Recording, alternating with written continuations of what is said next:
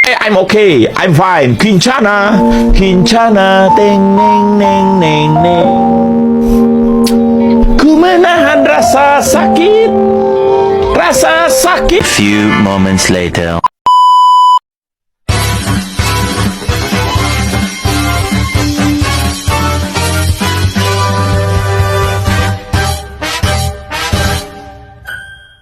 Dahulu kala, di sebelah utara kota Garut terdapat sebuah desa yang penduduknya kebanyakan bekerja sebagai petani. Tanah desa yang subur dan tidak kekurangan air sangatlah membantu petani untuk menghasilkan banyak padi dengan kualitas yang baik. Meskipun begitu, para penduduk di sana masihlah hidup dalam kemiskinan. Ini disebabkan oleh kehadiran tengkulak pelit yang kaya raya. Ia bernama Nyai Endit. Nyai Endit merupakan seorang perempuan kaya yang tinggal di desa itu. Semenjak suaminya meninggal, ia memperoleh warisan berupa kekayaan yang berlimpah. Sayangnya, hal tersebut malah membuat Nyai Endit menjadi kikir dan congkak. Nyai Endit terbiasa menekan para petani yang tinggal di desa tersebut. Ia seringkali memaksa para petani untuk menjual padinya dengan harga murah. Dan ketika persediaan beras masyarakat habis, mereka harus membeli dari Nyai Endit dengan harga yang melambung tinggi. Harta yang berlimpah hanya membuat Nyai Endit semakin pelit. Bukan hanya ia sering menekan warga desa, Nyai Endit bahkan tidak pernah mau membantu warga yang sedang kesulitan. Setiap kali warga datang meminta bantuan, Nyai Endit menolaknya dengan angkuh. Ini semua kan harta milikku, untuk apa juga aku membagikannya pada warga?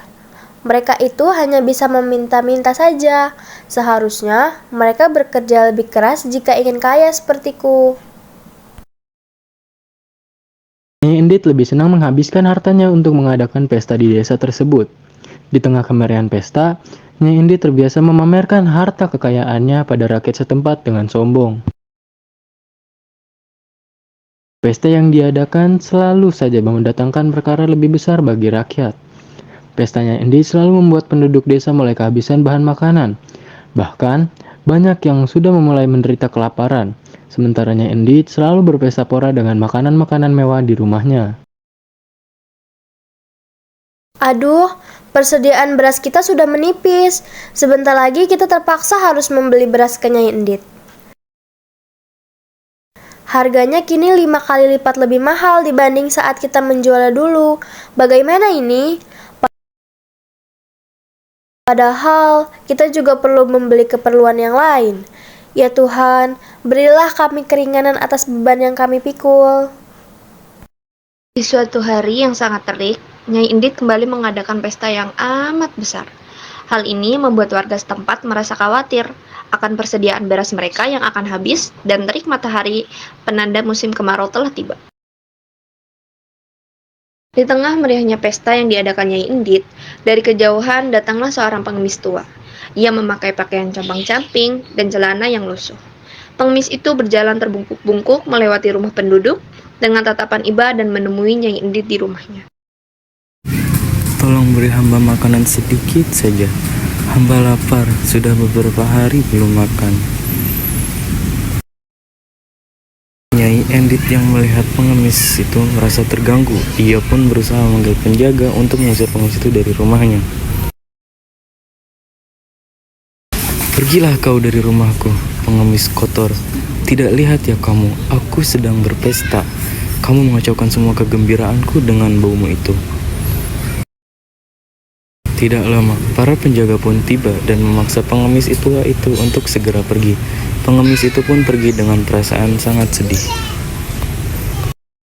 Hari pun berganti dan Nyai Endit masih merasa tidak nyaman atas kedatangan pengemis lusuh di pestanya kemarin. Ketika ia keluar dari rumah, ia pun menemukan sesuatu yang aneh.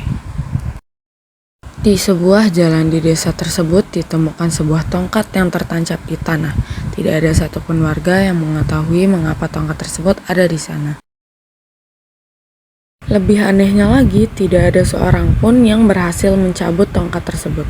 Meskipun banyak warga yang telah mencoba menariknya beramai-ramai, Nyai Endit yang terlihat penasaran berusaha mendekati kerumunan warga yang tengah mencoba menarik tongkat tersebut.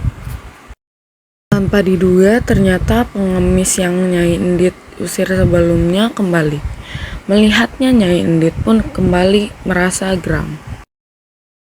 Rupanya kau kembali, pengemis tua. Jangan-jangan tongkat aneh yang tertancap di tanah ini itu akibat ulahmu. Cabut dan segera pergi dari sini. Pengemis tua itu melihat Nyai Endit dan ia pun mengabulkan permintaannya. Sang pengemis tua segera mencabut tongkat tersebut. Warga pun terheran mengapa pengemis itu mampu melakukannya padahal tidak ada warga yang mampu. Setelah dicabut, tiba-tiba saja mengalirlah air dari tempat tersebut. Semakin lama, air semakin deras dan tinggi, memenuhi tempat itu. Karena takut tenggelam, para penduduk pun bergegas menyelamatkan diri mereka sendiri. Mereka mengungsi mencari tempat yang lebih aman. Berbeda dengan Nyai Endit yang enggan melepaskan hartanya, meskipun air semakin bertambah tinggi, Nyai Endit tetap berdiam diri di rumahnya yang penuh dengan harta dan perhiasan, hingga akhirnya ia pun tenggelam bersama rumah dan isinya. Tempat tersebut berubah menjadi sebuah danau yang kemudian dinamakan Situ Bagendit.